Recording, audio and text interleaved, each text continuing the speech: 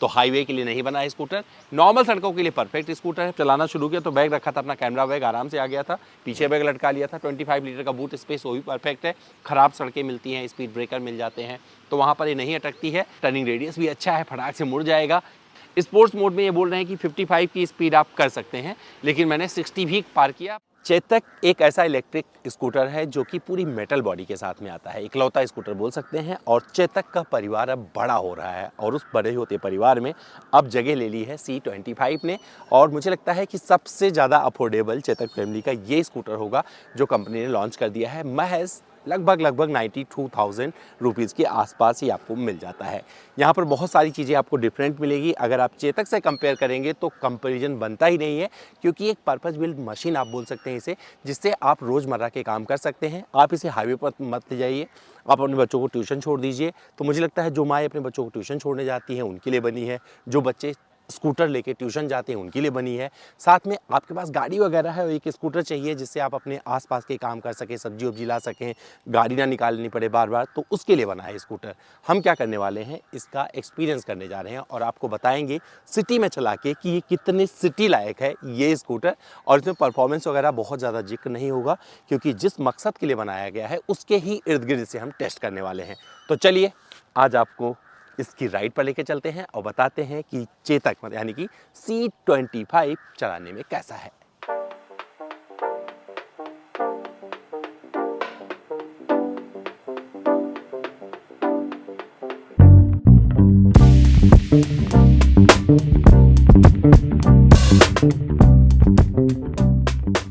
तो भैया एक्सपीरियंस किया है ठीक ठाक इस स्कूटर से, एक इलेक्ट्रिक स्कूटर, और इसके बारे में बहुत सारी चीज़ें बात करेंगे। तो सबसे पहले शुरू करूंगा परफॉर्मेंस से। तो परफॉर्मेंस आपको बता देता हूं, ये एक ऐसा स्कूटर नहीं है जो हाईवे की तरफ बढ़ने की कोशिश करेगा। इसे हाईवे की कभी भी तलाश नहीं होगी, और अगर आप गलती से हाईवे पे लेके चले जाओगे तो आप पछताओगे, क्योंकि हर कोई आपसे आगे जा रहा होगा और आप पीछे रह जाओगे।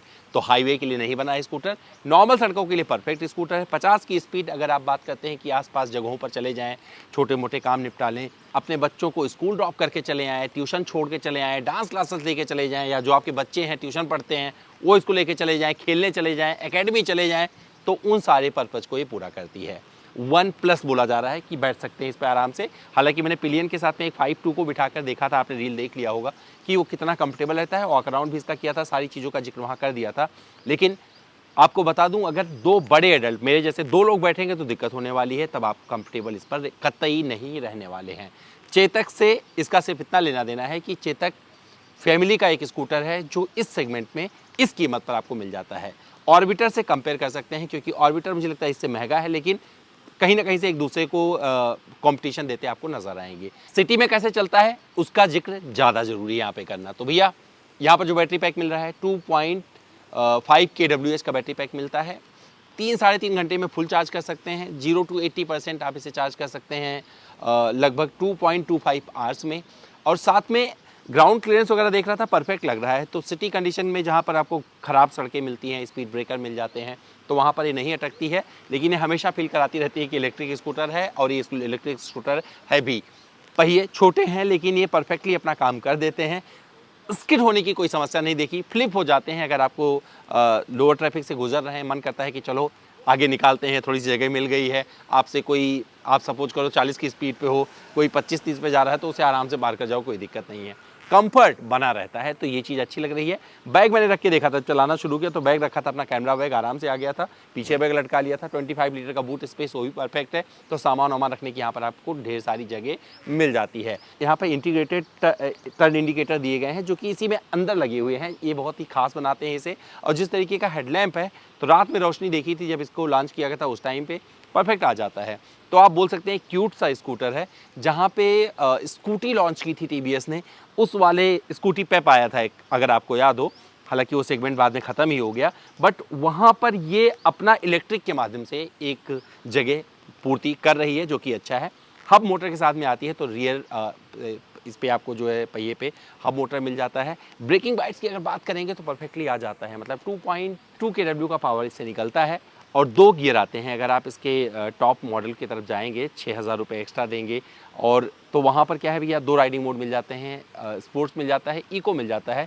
स्पोर्ट्स मोड में ये बोल रहे हैं कि 55 की स्पीड आप कर सकते हैं, लेकिन मैंने 60 भी पार किया, बट ये ओडोमीटर थोड़ा ऊपर नीचे होता रहता है। बी बॉक्स पे टेस्ट करेंगे तो रिपोर्ट नहीं आएगी। इको में 45 तक चली जाती है और थोड़ी और आगे भी जाती दिख रही थी। 0 to 50 करने की कोशिश की तो टाइम लगाया, बट इसमें फुर्ती भी नज़र आती है। रेंज मेंटेन करने के लिए चीज़ें इसमें दी गई हैं। तो मैंने लगभग इसका 25-30% बैटरी यूज़ कर लिया है जब शुरू किया था, और उस हिसाब से लगता है कि जब इसका हम रेंज टेस्ट करेंगे तो 113 किलोमीटर की रेंज ये दे सकती है। लेकिन हो सकता है कि एग्जैक्ट मतलब रियल टाइम रेंज इसका 90-95 के आसपास में मिले, लेकिन अभी कोई कमेंट नहीं कर सकता हूँ इस पर, क्योंकि फर्स्ट राइड एक्सपीरियंस है जो मैंने इस स्कूटर के साथ में किया है।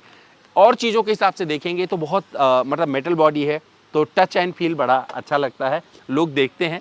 और ब्रेकिंग बाइट्स भी ठीक आ जाते हैं इस स्कूटर में, तो उसमें घबराने की ज़रूरत नहीं है।